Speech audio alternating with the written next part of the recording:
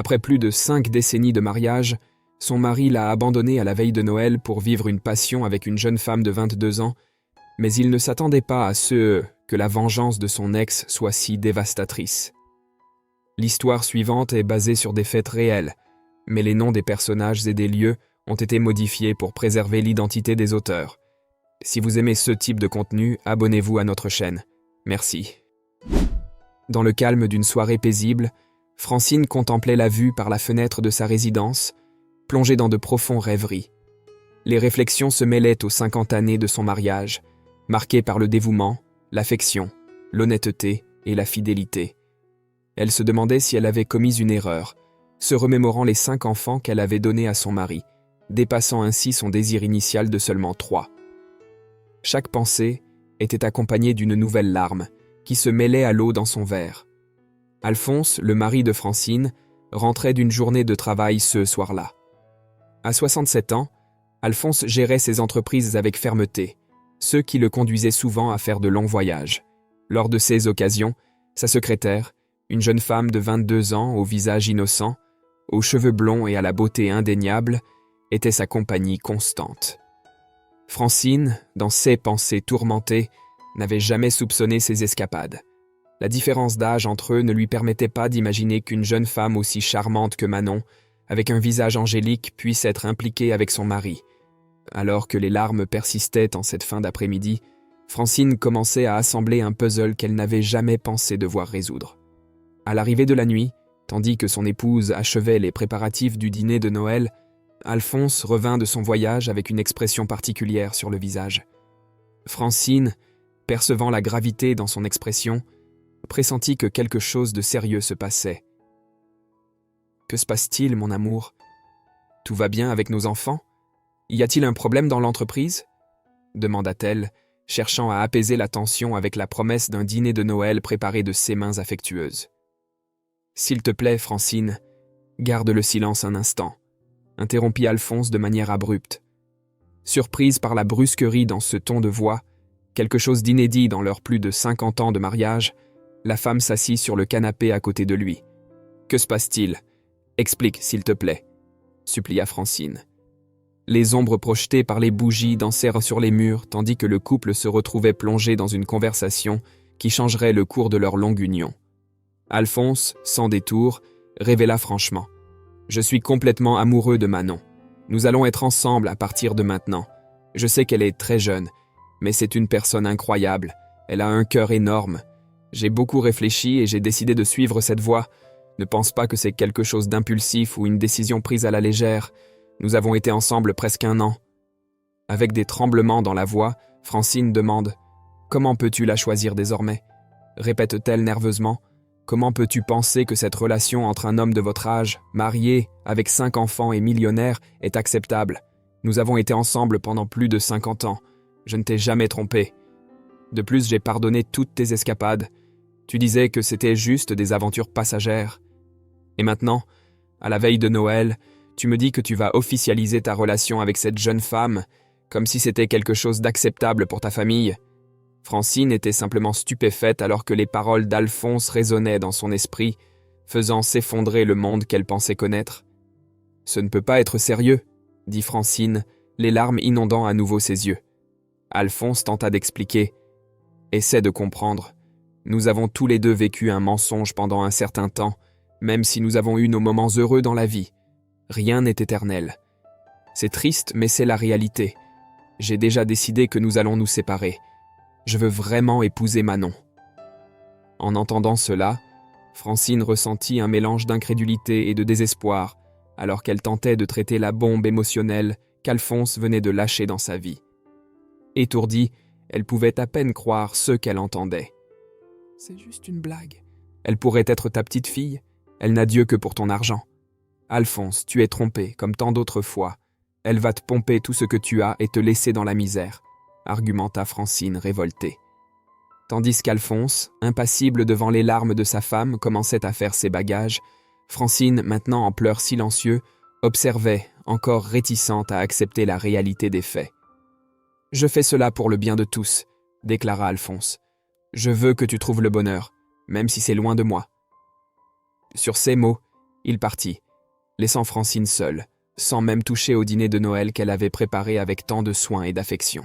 Complètement perdue, la dame se dirigea vers la cuisine, cherchant à préparer une tisane de camomille dans l'espoir de calmer ses nerfs.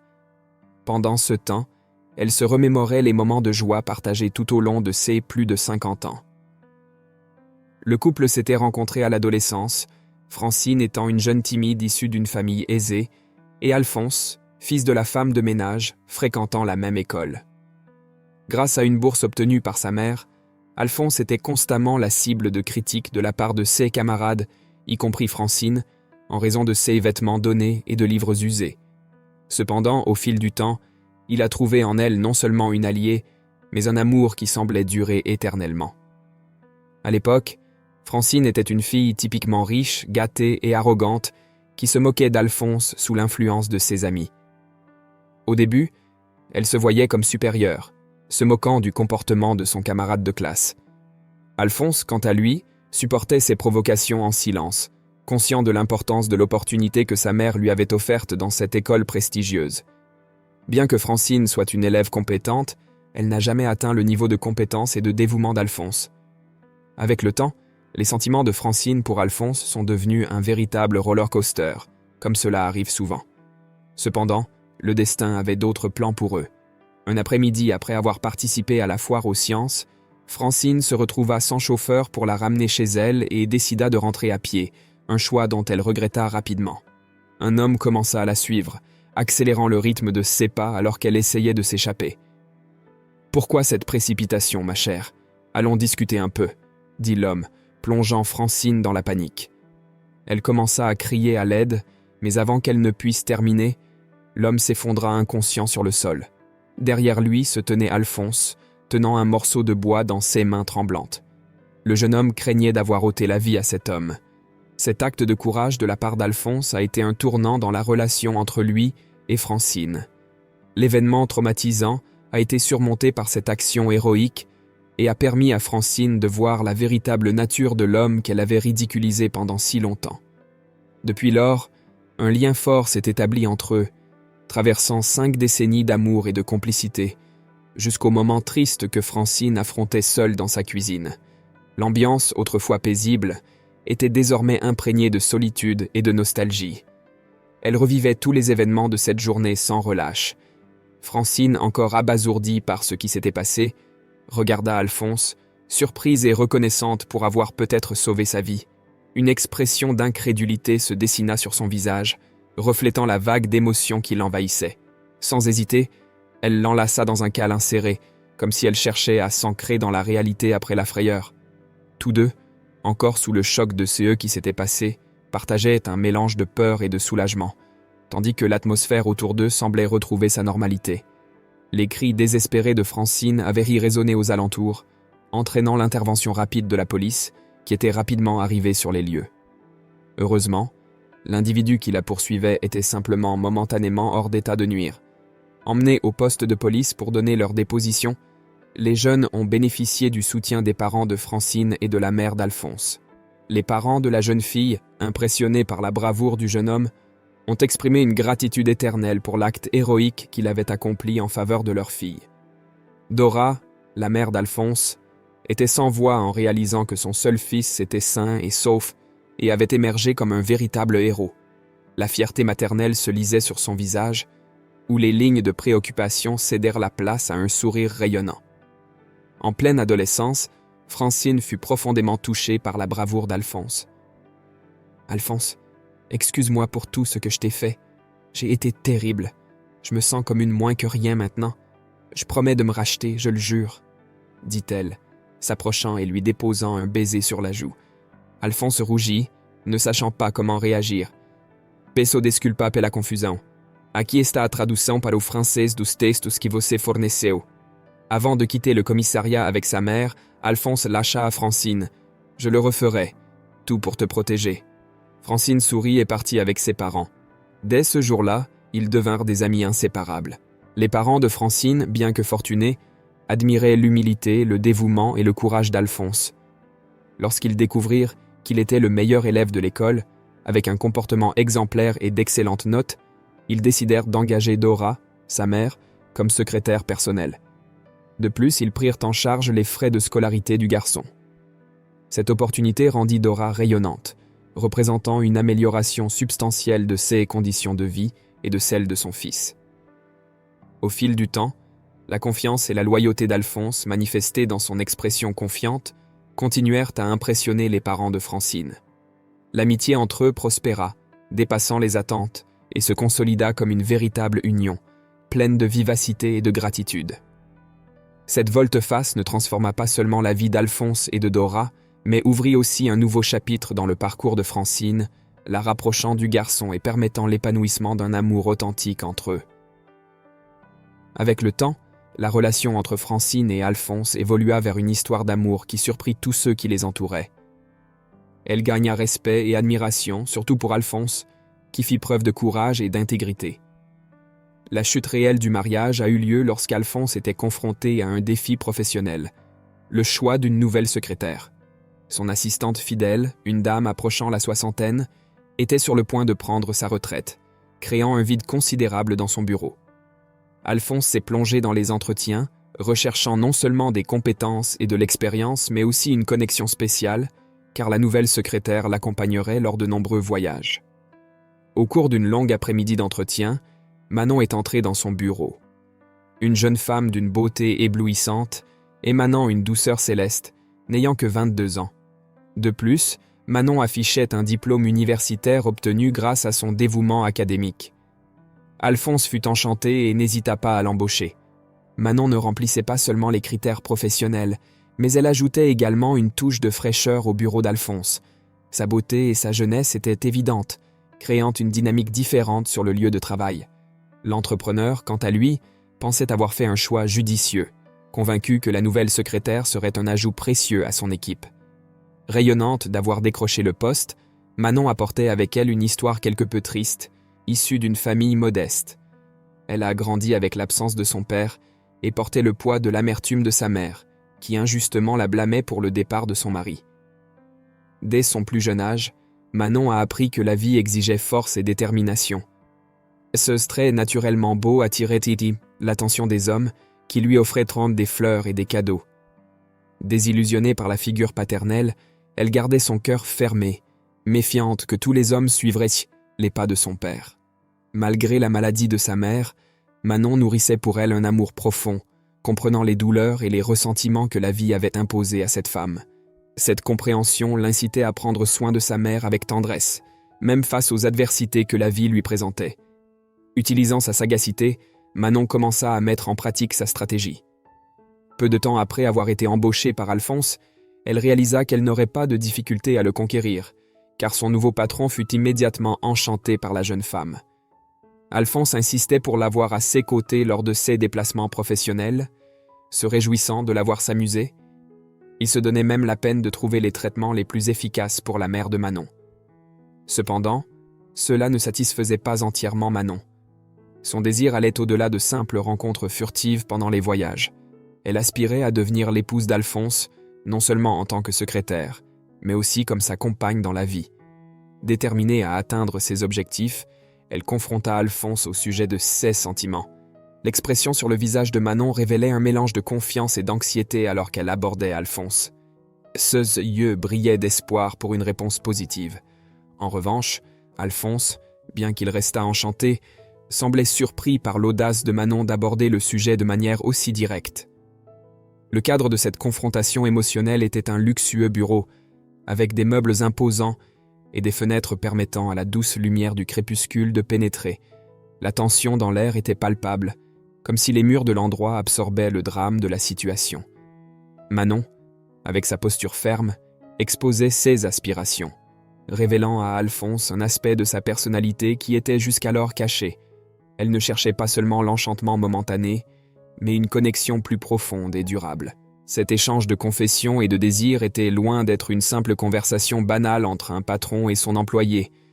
C'était une danse subtile d'émotions, où chaque mot et geste représentait des pièces maîtresses pour le déroulement de cette intrigue de passion et d'ambition. « Je sais que je suis jeune, je n'ai que 22 ans. Beaucoup diront que je suis intéressé, mais je ne veux pas juste d'une aventure ni de votre argent. Comme vous l'avez vu, Je travaille dur et je prends soin de ma mère avec honnêteté. Je ne veux pas être juste votre divertissement. Soit vous m'acceptez comme épouse, soit je préfère renoncer et tout oublier, défia Manon Alphonse. Alphonse, s'engageant à résoudre la situation, entama ainsi la fin de son mariage de 53 ans avec Francine. Francine, toujours pleine d'espoir que Alphonse changerait d'avis, se trouva incapable de le persuader, même avec le soutien de ses enfants. Le divorce devint inévitable, et elle obtint la maison et la moitié des biens et des affaires d'île familiales, tandis qu'Alphonse conserva l'autre moitié de l'entreprise et une fortune considérable. Durant ce face-à-face, Manon affichait une détermination palpable dans son regard et sa posture. Ces paroles n'étaient pas seulement un défi pour Alphonse, mais aussi une affirmation de sa propre valeur et de ses intentions sérieuses dans la relation. Alphonse, de son côté, faisait l'expérience d'un mélange de conflits internes. Son visage reflétait la pression de prendre une décision qui aurait un impact durable sur sa vie. Bien qu'engagé envers Manon, il faisait également face à la douleur et à l'incertitude de mettre fin à une union de tant d'années avec Francine. Le décor de ce drame émotionnel se déployait dans la somptueuse résidence d'Alphonse, dont les détails raffinés semblaient maintenant être des spectateurs silencieux d'une transformation inévitable du cours de la vie familiale. L'atmosphère était imprégnée d'émotions intenses et de décisions qui sculptèrent le destin de tous les protagonistes. Au fil du temps, Francine s'est résignée à ce qui s'était passé et a entrepris des voyages autour du monde, explorant de nouvelles joies et profitant de la vie d'une manière qu'elle n'avait jamais imaginée. Ses enfants la soutenaient, se positionnant fermement contre les choix de leur propre père. Pour aggraver la situation, Alphonse a reçu le diagnostic d'une maladie grave. Il a commencé les traitements les plus avancés disponibles et a bénéficié des soins des meilleurs médecins. Cependant, sa santé se détériorait chaque jour. Ses enfants, distants depuis que Alphonse avait choisi sa maîtresse, étaient ignorants de sa situation et n'avaient même pas informé Francine. Léa, la mère de Manon, a assumé la responsabilité des soins d'Alphonse. À ce moment-là, l'atmosphère dans la résidence d'Alphonse est devenue encore plus lourde. Les pièces, autrefois remplies de luxe et d'opulence, témoignent désormais de la fragilité de la vie et de l'inéluctabilité des choix faits. L'air est imprégné non seulement des souvenirs de conflits passés, mais aussi de l'ironie de la vie, qui rapproche tantôt, qui éloigne tantôt ceux qui partagent des liens familiaux. Cependant, il est venu un moment où il a dû être hospitalisé pour un suivi plus intensif. C'est à ce moment-là que Manon a réalisé que la fortune d'Alphonse s'épuisait. En regardant sa mère, elle a déclaré de manière glaciale « Il ne me sert plus à rien, maman. Il vaut mieux partir et le laisser. Il reste encore un peu d'argent et je suis jeune et belle. Je ne vais pas perdre ma vie à m'occuper d'un vieillard malade. » La réponse de Léa est venue chargée de douleur et de désillusion. « Tu es pareil, sinon pire que ton père. Il a fait la même chose avec moi quand l'argent a manqué. Il est parti avec une autre femme plus jeune et plus riche. Je vois l'histoire se répéter. Tu es pire que lui.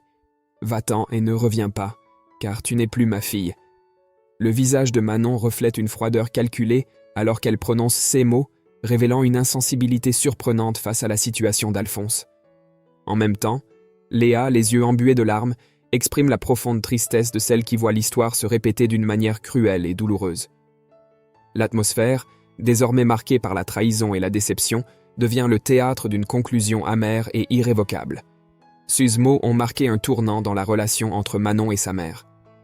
Désormais, Manon était confrontée à la crudité de ses actions, faisant face aux répercussions d'une vie régie par l'avidité et la superficialité. Pendant qu'Alphonse affrontait la faiblesse dans un lit d'hôpital, Manon et Léa empruntaient des chemins différents, chacune portant le fardeau de ses choix et les spectres d'un passé se reflétant dans un présent douloureux. Pendant ce temps, Manon jouissait d'une existence telle une reine, vivant le luxe qu'elle estimait mériter. Bien qu'Alphonse finance les traitements, elle maintenait une distance froide dans sa relation avec sa fille, laissant les choses suivre leur cours. Au fond d'elle-même, elle entrevoyait une fin sombre à toute cette situation.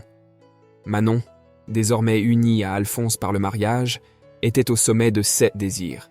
Cependant, une incertitude planait. À quel prix et pour combien de temps cette félicité, construite sur des choix discutables, perdurerait-elle?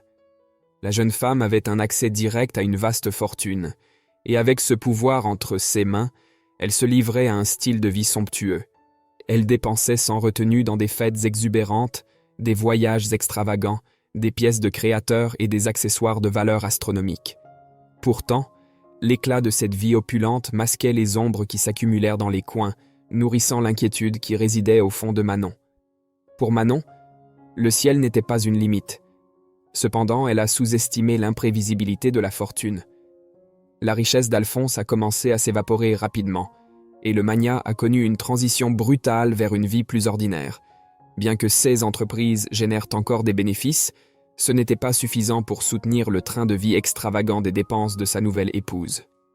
Un dimanche, alors qu'elle préparait le déjeuner pour sa famille, Francine fut surprise par le son de la sonnette. En ouvrant la porte, elle fut confrontée à une visite inattendue. Léa, la mère de Manon. Cette femme qui avait radicalement changé le cours de sa vie. « Salut, Francine, comment vas-tu? Je m'appelle Léa, je suis la mère de la femme qui a bouleversé ton mariage. » La sincérité de Léa laissa Francine stupéfaite, mais elle invita la visiteuse à entrer et écouta attentivement son récit. Pendant que Francine préparait la table pour le déjeuner, Léa partageait des détails sur les rebondissements dans la vie de Manon et les choix qui avaient conduit à cette situation. L'expression de Francine oscillait entre la surprise et la compassion alors qu'elle absorbait les paroles de Léa. Le salon, autrefois empli de quiétude dominicale, devint le théâtre d'un récit chargé d'émotions et de révélations. Léa déroula toute l'intrigue, depuis la manipulation astucieuse de Manon jusqu'à l'état actuel d'Alphonse, affaibli et dépourvu de ressources. Elle expliqua que, même sans moyens pour le soutenir financièrement, elle se sentait redevable éternellement pour avoir pris en charge ses traitements médicaux. « Je n'ai pas les moyens de subvenir aux dépenses d'Alphonse, mais je peux aider à m'occuper de lui. J'ai une gratitude éternelle envers cet homme. Je suis là pour te demander ton aide. Il est ruiné sans un sou. Je travaille pour nous deux. Ma fille est partie avec le reste de l'argent qui n'était pas beaucoup et elle n'est jamais revenue. Je comprends ce que tu traverses, car j'ai aussi été abandonné par le père de Manon. Il m'a laissé dans la misère, sans un sou, tout comme ma fille l'a fait avec ton ex-mari, expliqua Léa. En écoutant le récit, Francine éprouva un mélange complexe d'émotions. Il y avait du ressentiment pour ce que Manon et Alphonse avaient fait, mais aussi une profonde empathie, car elles partageaient une souffrance similaire. Avec la révélation de ces événements, Francine se retrouva confrontée à une décision délicate. Serait-il approprié de tendre la main pour aider l'homme qui l'avait abandonné, maintenant qu'il était lui-même abandonné? Cette situation non seulement ravivait un passé douloureux, mais offrait également l'opportunité de montrer une grandeur d'âme et de compassion, des qualités qu'il avait toujours définies. Même face aux moments les plus complexes, Francine avait toujours reconnu la nécessité d'aider Alphonse. En remuant ses souvenirs, elle revisita l'incident où il avait risqué sa propre vie pour la sauver. Ce geste d'amour et de courage résonnait encore dans son cœur. « Léa, ma chère, je n'ai aucun ressentiment envers Alphonse.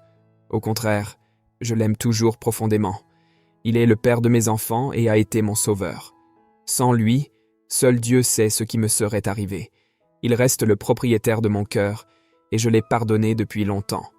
Allons chercher ce vieux coquin et ramenons-le à la maison, dit Francine. » À 65 ans, Alphonse, malgré les adversités, avait récupéré environ 80% de sa santé et de sa vitalité physique, grâce aux soins dévoués de la femme qui l'avait trahi dans un moment de faiblesse.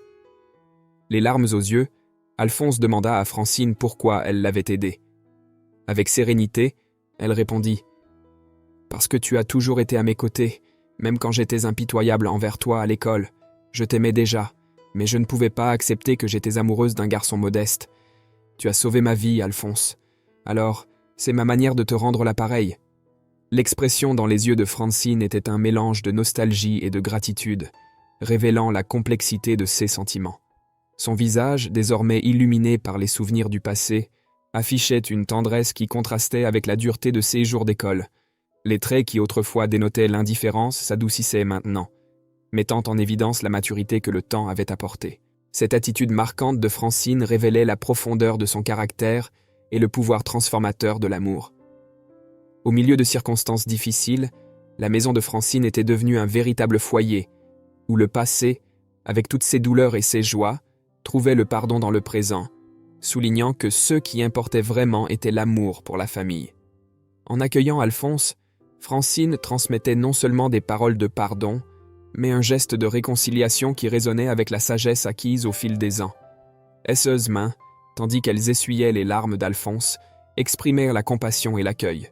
Le décor autour, autrefois théâtre de conflits, se transformait en un espace imprégné d'amour et de pardon. « Tu seras toujours le bienvenu dans cette maison, mais j'espère que tu as retenu ta leçon, » dit Francine, ses paroles chargées de sagesse et d'amour, réconfortant Alphonse.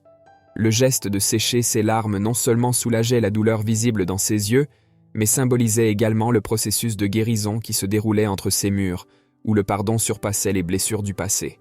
Alphonse, avec un regard empreint de remords, avoua un profond regret pour toutes les fois où il avait été infidèle, reconnaissant qu'à la maison, il n'y avait toujours eu qu'une seule vraie reine. Les rides sur son visage, maintenant plus marquées, racontaient l'histoire d'un voyage tumultueux, tandis que ses yeux reflétaient la sincérité de son chagrin. L'atmosphère dans la maison s'était transformée, et le bonheur avait de nouveau illuminé les cœurs de la famille. Les enfants, après des années de ressentiment, avaient trouvé l'espace dans leur cœur pour pardonner à leur père pour la souffrance causée dans le passé. Les expressions faciales variaient entre des sourires timides et des étreintes réconciliatrices, rétablissant l'union qui semblait autrefois perdue. L'appel qui avait interrompu la sérénité de Léa provenait du même hôpital. Manon, sa fille, avait été victime d'un grave accident et son récent mari, jeune et fortuné, l'avait abandonnée, refusant de prendre soin d'une épouse malade. L'arrivée de Léa au chevet de Manon déclencha une vague d'émotions. En voyant sa mère, Manon éclata immédiatement en larmes. Entre les sanglots, elle demanda pardon pour tout. La tragédie et la douleur ouvrirent une nouvelle voie vers la rédemption et le pardon entre mère et fille. Les yeux de Léa, autrefois empreints de détermination, reflétaient maintenant la douleur partagée avec sa fille. Esseuses mains, tandis qu'elle caressait le visage de Manon, transmettaient réconfort et compassion. La chambre d'hôpital, autrefois silencieuse, devint le théâtre d'une réconciliation profonde où les blessures du passé commencèrent à se refermer face à l'adversité présente. Le destin, imprévisible comme toujours, entrelaçait les vies de ces femmes de manière inattendue. Maintenant, face à cette opportunité, Léa se voyait comme la mère dont Manon avait tant besoin, affrontant avec la jeune femme la dure réalité des choix passés. La vie, avec sa montagne russe de hauts et de bas, était devenue une enseignante, enseignant à tous des leçons précieuses sur l'amour, le pardon et l'importance de valoriser les liens familiaux authentiques. Dans la grandiose demeure de Francine, la vie se déroulait dans l'harmonie et la gratitude. Pendant ce temps, à l'hôpital, Manon et Léa entamaient un nouveau chapitre, marqué par la réconciliation et les soins mutuels. L'expression sur leur visage reflétait l'espoir d'un avenir reconstruit, où les cicatrices du passé pouvaient enfin commencer à s'estomper. Et ainsi, comme une invitation à poursuivre cette aventure émotionnelle, l'histoire trouvait un moment de pause.